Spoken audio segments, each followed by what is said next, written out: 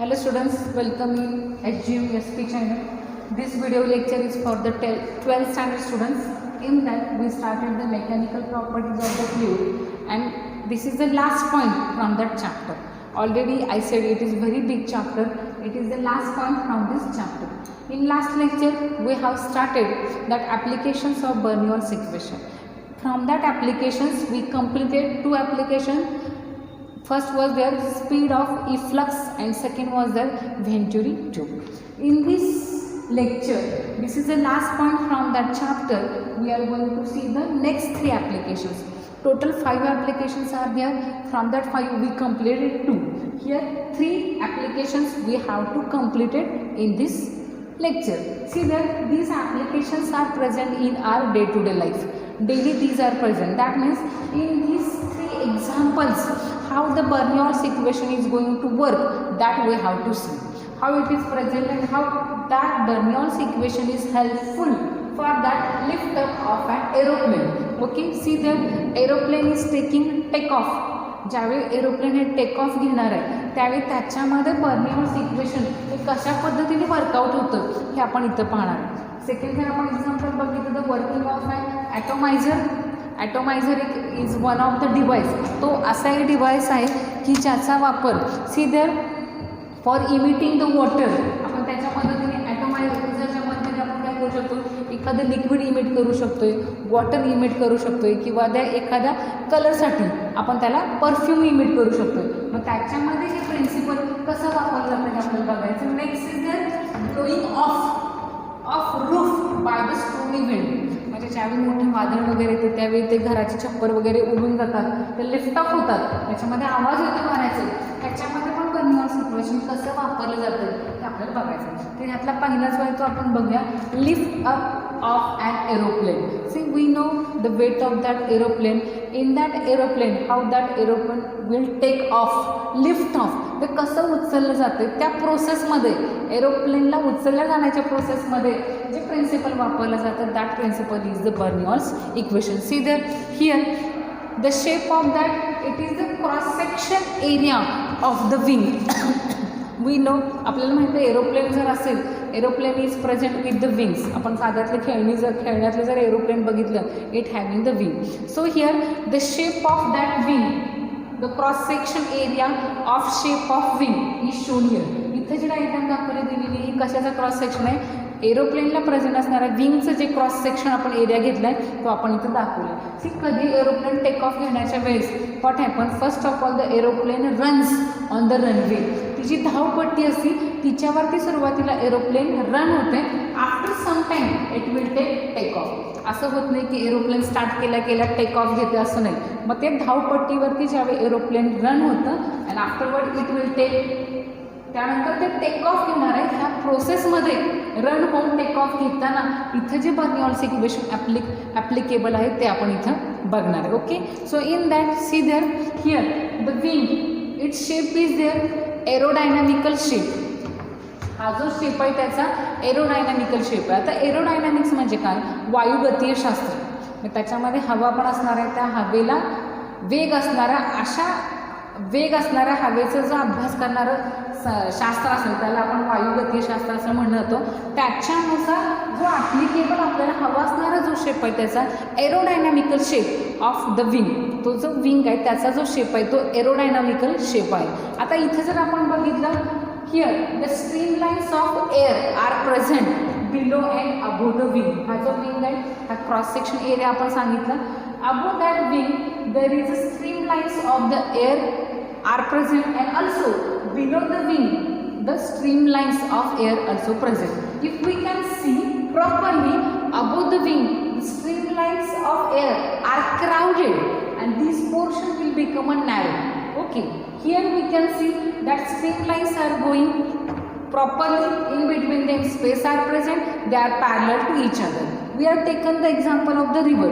आपण रिव्हरच्या बाबतीत एक्झाम्पल घेतलं होतं. रिव्हरचा एरिया ज्यावेळी ती फ्लो होत असेल त्यावेळी तिचा एरिया हा नॅरो रिजन असेल तर त्याच्यामध्ये त्या पाण्याचा स्पीड असतो तो मॅक्झिमम असतो. Okay, in the narrow region whenever the water of the river is going to flow, at that time the velocity of that water is more, it is increases here. So here also we can say here is the narrow region. इथे जर आपण बघितलं तर हा narrow region आहे. In that the air streamlines are crowded to each other and this portion is narrow region. So here that speed of that air is more. Here speed is more. But we know as per the Bernoulli's equation, whenever the river is flowing in a narrow region, okay, that time the speed of that water is more. But in this case the pressure is decreases. इथे जे pressure असणार आहे that pressure is decreases. मग इथे आपण असंही म्हणू शकतो त्या प्रेशरला जर आपण नाव दिलं pressure at top it is lower. इथं जे प्रेशर असणार आहे ते काय असणार आहे लोअर असणार आहे. आता हे कोणापेक्षा लोअर असणार आहे see there here the air move fast above the wing. म्हणजे ह्या पोर्शनमध्ये एअर जी वाहणार आहे एअर जी असणार आहे ती फास्ट असणार आहे compare to the air below the wing. पण ह्या ठिकाणी जी एअर असणार आहे it is not more fast compare to the air which is present above the wing. म्हणजे इथं जी एअर असणार आहे तिचा स्पीड असणार आहे मॅक्झिमम असणार आहे. बर्नियॉनच्या इक्वेशननुसार ज्यावेळेस स्पीड मॅक्झिमम असेल that time the pressure at the top pressure above the wing it is low. त्याच पद्धतीने जर आपण इथे बघितलं in this case the speed is lower.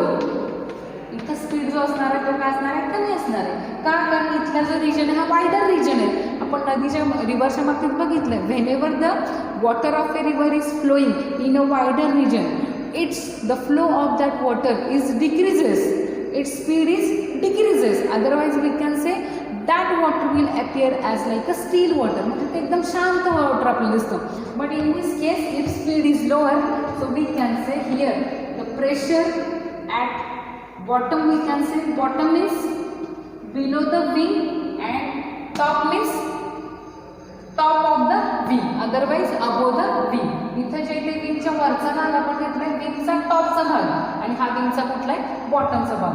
Here pressure is more. Now we can say the pressure is decreases in this case and here the pressure otherwise we can say pressure is lower at the top of wing and pressure is more at the bottom of below the wing. इथं जो pressure आहे हा जास्त असणार आहे आणि इथं जो प्रेशर आहे तो कमी असणार आहे. Due to that difference in between pressure difference between two pressures. आता इथं आपल्याला माहिती आहे pressure gives us the force. So here we can say the difference in between that two pressures there is in upward direction force is there. Upward force is there. Okay, here due to the difference in between that two pressures upward force is there and that force will give dynamic lift to that aeroplane. आता ह्या दोन pressure मधला जो फरक असणार आहे त्या फरकामुळे आपल्याला जे मिळणार आहे तो फोर्स मिळणार आहे. पण ह्या फोर्सची जी डायरेक्शन असणार आहे ती डायरेक्शन काय असणार आहे अपवर्ड डायरेक्शन असणार आहे. आणि हा जो फोर्स आहे that force will give a dynamical lift. It acts on the bottom of the wing. आणि ही जी डायनॅमिकल लिफ्ट आहे ती ह्या बॉटमला ॲक्ट होणार आहे. कोणाच्या बॉटमला हा जो विंग प्रेझेंट आहे इथं हा जो विंग आहे हा एरोप्लेनला जोडलेला असेल त्याच्या बॉटमला डायनॅमिकल लिफ्ट इथे प्रेझेंट होणार आहे. And in this case the pressure when pressure will become greater than the weight of aeroplane that time the aeroplane takes off. आता इथं काय होणार आहे आपल्याला फोर्स मिळतो पण तो फोर्स कधी मिळणार आहे त्या फोर्सचे डायरेक्शन कसे ज्यावेळी ह्या दोन whenever we are taking the difference in between the pressure at two places. कुठल्या दोन प्लेसेसवरती प्रेशर आहे pressure at the top of wing and pressure at bottom of the wing. किंवा आपण असं म्हणू शकतो ह्या विंगच्या वरच्या बाजूला टॉपला असणारं प्रेशर ते जे आहे ते कसं आहे लोअर आहे. का कारण ह्या ठिकाणी ज्या एअरच्या सगळ्या स्ट्रीमलाईन्स आहेत त्या सगळ्या एकवटलेल्या आहेत त्याच्यामुळे हा जो रिजन आहे हा नॅरो रिजन झाला आहे त्यामुळे इथं असणारा स्पीड हा मॅक्झिमम आहे. If we can see in this bottom of the wing आपण जर विंगच्या खालच्या बाजूला बघितलं तर इथं हा जो स्पेस आहे हा वायडर स्पेस आहे. All stream lines are parallel to each other they are not crowded. So in this case the speed is lower. If speed Bernoulli's equation is there if speed is lower in this case the pressure is more where below the wing. ह्या विंगच्या खाली जो pressure असणार आहे maximum असणार आहे. मग आपल्याला दोन वेगवेगळे प्रेशर मिळाले. इथं जे टॉपला प्रेशर असेल ते लोअर प्रेशर बॉटमला प्रेशर आहे ते मोर प्रेशर किंवा हायर प्रेशर आपण म्हणूया. And when we are taking the difference in between the pressure it will gives us a force and that force is in upward direction and this force acts as a dynamical lift at the bottom of the wing. म्हणजे ह्या bottom विंगच्या ज्या बॉटमला आहे ते कसे act होते तो force dynamical lift acts on the bottom of the wings of the plane and this when this force हा जो फोर्स आहे अपवर्ड डायरेक्शनला आहे and when this force will become greater than the weight of the aeroplane that time that plane will take off. त्यानंतर ते जे plain आहे ते टेक ऑफ घेणार आहे. हे कधी होणार आहे ज्यावेळी when the aeroplane runs on the runway and afterward it will take off. ज्यावेळी तो टेक ऑफ घेऊन जाणार आहे त्यामध्ये जी प्रोसेस घडणार आहे in that process the Bernoulli's equation is present there. सगळे झालं त्यातलं पहिलं application lift up of an aeroplane म्हणजे कुठल्याही एरोप्लेनला लिफ्ट अप करण्याचं काम जे करते ते कोण करते एरोप्लेनला अटॅच असणारे विंग्स काम करतात. त्याच्यामध्ये कसं बर्नॉल्स इक्वेशन होतं आहे इथं एअरच्या स्ट्रीमलाईन्स प्रेझेंट आहेत. ओके हा जो विंग आहे त्याचा आपण क्रॉस सेक्शन एरिया इथं घेतला आहे. त्याचा जो शेप आहे तो एरोडायनामिकल आहे. वायुगतीशास्त्रानुसार असणारा जो आकार आहे तो इथं आकार त्याचा शेप प्रेझेंट आहे. इथं ज्या एअरच्या स्ट्रीमलाईन्स आहेत त्या एका ठिकाणी क्राऊडेड झाले त्यामुळे इथला रिजन हा नॅरो रिजन आहे. इथं त्या पॅरलल टू इच अदर आहे. इथला रिजन आहे तो वायडर रिजन आहे. In narrow region the speed of air is more below above the wing but if speed is more that means at that point the pressure is low. इथं pressure कमी आहे. At the below that wing that speed is lower. इथंच कारण wider region आहे speed कमी असणार आहे इथला प्रेशर हा जास्त असणार आहे. If we are taking the difference in between two pressures we will get the force. That force direction is in upward direction and this force acts as a dynamical lift. It will act on the bottom of the wing. हा जो bottom आहे विंगचा इथं जो act होणार आहे त्याला उचलण्याचं काम करणार आहे. कोण करतं फोर्स करतं. Okay and when this force is greater than the weight of a aeroplane एरोप्लेनच्या वजनापेक्षा ज्यावेळी फोर्स हा वाढणार आहे that time the plane will take off. त्यानंतर हे प्लेन काय घेणार आहे टेक ऑफ घेणार आहे. आता सेकंड जो आहे तो वर्किंग ऑफ आहे ॲटोमायझर. आता ॲटोमायझर जो आहे तो इमिटर म्हणून काम करतो. तो इमिटर आहे म्हणजे तो काय इमिट करतो it is one of the device it emits water liquid perfumes. हा वॉटर असेल ह्याच्यामध्ये प्रेझेंट किंवा लिक्विड असेल परफ्यूम असेल त्याला इमिट करण्याचं काम करतो. आता हे जे आहे जर आपण बघितलं working of an atomizer we know the carburettor is present in the automobile fuel. जे ॲटोमोबाईल आपल्याकडं ॲटोमोबाईल इंजिन जे असतात त्याच्यामध्ये कार्बोरेटर्स प्रेझेंट असतात. नेक्स्ट जर आपण बघितलं तर पेंट गन आपल्याकडे प्रेझेंट आहे.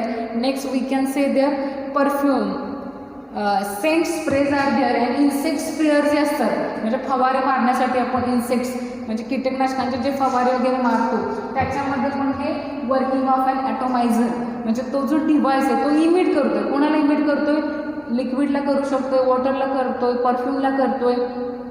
त्याच्यामध्ये जे वर्किंग आहे here also the working of here the application of Bernoulli's equation is present. त्याच्यामध्ये पण बर्नियॉल्स इक्वेशन तर होते. आता इथं जर बघितलं आपण सी हा एक सिलेंडर आहे त्या सिलेंडरमध्ये पी हा एक पिस्टन प्रेझेंट आहे त्याच्यामध्ये. Okay and here T tube is inserted in that liquid. इथे जी आहे ही जी ट्यूब आहे आपल्याकडे तिला जे आपण नाव दिलं we can say it is a T and here one of the liquid is present. कोणतं एक लिक्विड प्रेझेंट आहे. Now what happens here simple आहे one cylinder is present there. Okay that cylinder having the piston ह्याला जो आहे तो piston इथं present. इथं जर बघितलं आपण टी नावाची एक ट्यूब घेतली ती जी ट्यूब आहे ती ट्यूब ह्या लिक्विडमध्ये इन्सर्टेड आहे. तुम्ही कुठले लिक्विड घेऊ शकता.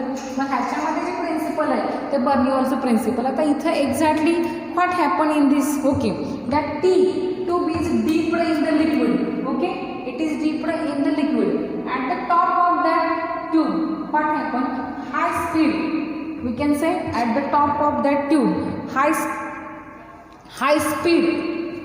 आता इथं जो इथं आपल्याला हाय स्पीड एअर मिळणार आहे. How when we are applying the high speed at the top of otherwise we can say top of otherwise tip of the tube. आता ती जी ट्यूब आपण वॉटरमध्ये इन्सर्टेड केलेली आहे high speed of the tip of tube air is present. आता इथं काय होणार आपल्याला हाय स्पीडनी इथं एअर प्रेझेंट होणार आहे. ओके इथं जर एअरचा हाय स्पीड असेल तर त्या ठिकाणी ज्यावेळेस स्पीड हाय असेल एअरचा त्या ठिकाणी प्रेशर हा काय असणार आहे लो असणार आहे. Over the tube. मग इथं आपण एअरचा हाय स्पीड कसा क्रिएट करणार आहे? By using that piston. That piston is present in that cylinder. हा जो सिलेंडर आपण दाखवला त्याला सी हे नाव दिलं, त्याच्यामध्ये पिस्टन प्रेझेंट आहे. आपण ज्यावेळेला पिस्टनला प्रेस करणार आहे त्यामुळे इथं at the tip of that tube here the air is more. At high speed air is present. इथं जी एअर आपल्याला मिळणार आहे ह्या होलमधून ती हाय स्पीडमध्ये असणार. ती कुठे येणार आहे? At the tip of that tube. जी ट्यूब तिचा एक दुसरं एअर नाही तिथे ट्यूबमध्ये इन्सर्ट आहे. If high speed air is present as per the Bernoulli's principle, speed जर मॅक्झिमम असेल तर तिथं आपल्याला मिळणारं प्रेशर कसं असणार आहे? Decreases.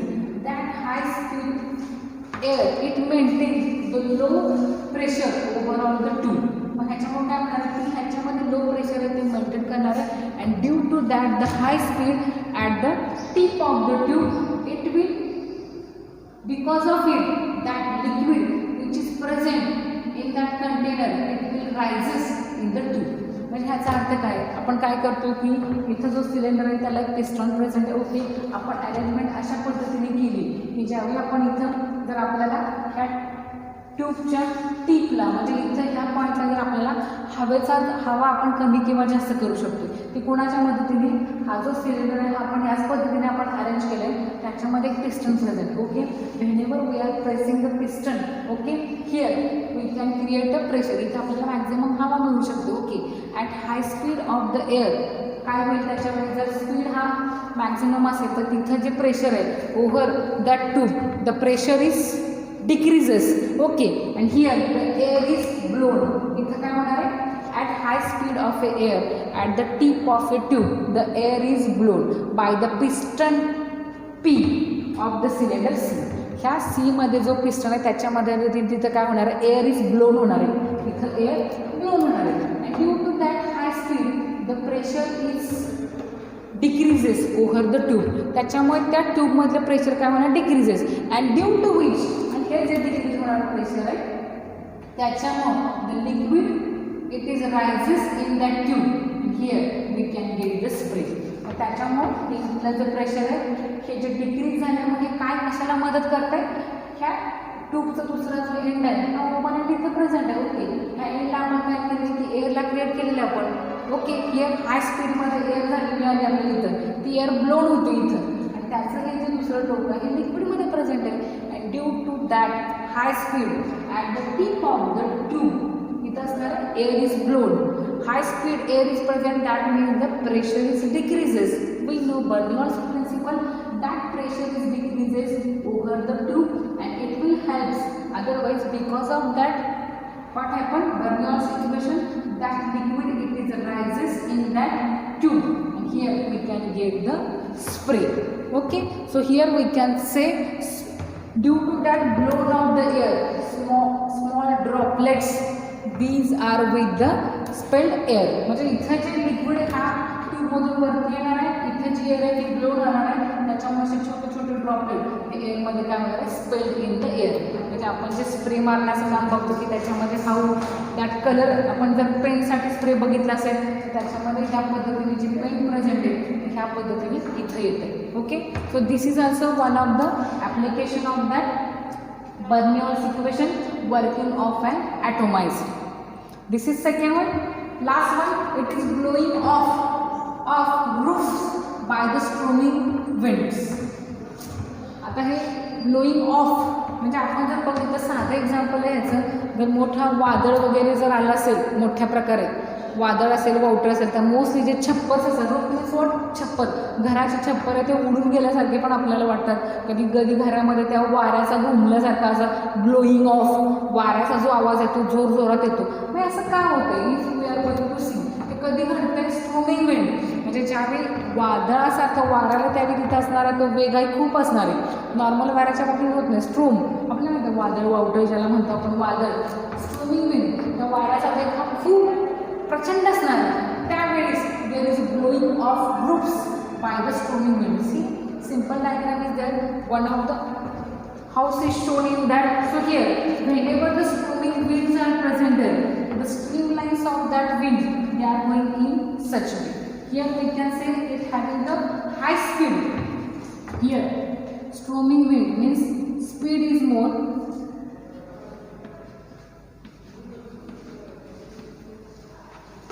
See that where speed is more. See that at the top of roof here the storming wind is present there. आता हे जे वारा असणार आहे कुठे प्रेझेंट असणार आहे? Top of the roof. जे रूफ आहे तुमचं घराचं छप्पर आहे त्याच्या टॉपला हा जो वारा असणार आहे हा स्ट्रोमिंग विंड आहे. म्हणजे ह्याला प्रचंड वेग असणार आहे. That over the roof of top it causes, आपल्याला माहिती आहे जर स्पीड मोर असेल इट कॉजेस लो प्रेशर. म्हणजे ह्या ठिकाणी जे प्रेशर असणार त्याची डायरेक्शन आपण दाखवले. कुठलं प्रेशर? आपले जे रूफ आहे roof at the top of roof here the speed is more and it will causes the low pressure at the top of the roof using the Bernoulli's equation. But in the same time inside here the low pressure is present here the streamlines of that wind here we can say inside that.